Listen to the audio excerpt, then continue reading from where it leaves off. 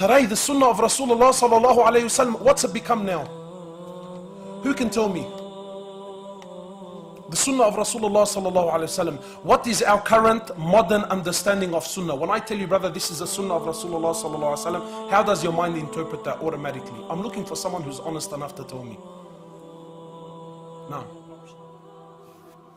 Wallahi, I want to hug you.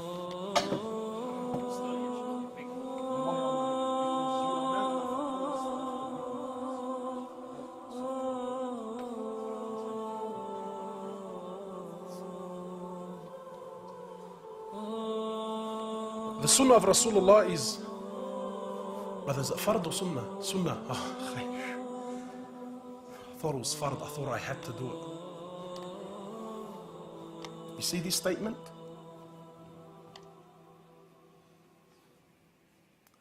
You know, now we have this common language. Oh, bro, that the sunnah of Rasulullah sallallahu alayhi wasallam is the best way.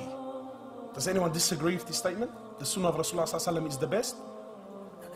Let me tell you how much poison there is in this statement alone.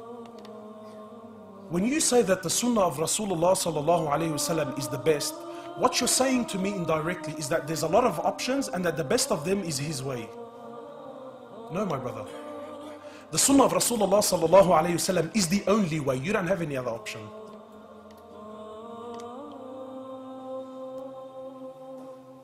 I asked one of the mashayikh once, I said, what's the difference between us and the Sahaba?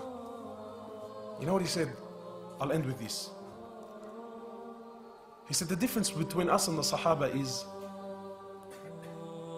we left every sunnah of Rasulullah because it was only sunnah. Whereas they performed every sunnah because it was his sunnah.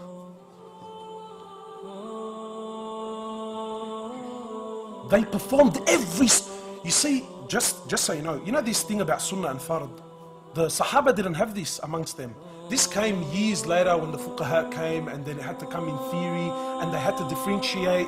You know, wallahi, it was issues like, what do you pray first? You know, if the sun is rising, do you pray the fajr, the actual fard of fajr, or do you pray the sunnah? It was only then when these masail came, it was only then that the ulama were forced to differentiate between the fard and the sunnah as far as the priority is concerned. But it was by no means to say that this is optional and that you can and that you have the luxury of choosing to do it or not. Today you and I have the understanding. Fard unfortunately means I have to. Sunnah is, it's an option, and if you do it, mashallah, you're such a good boy.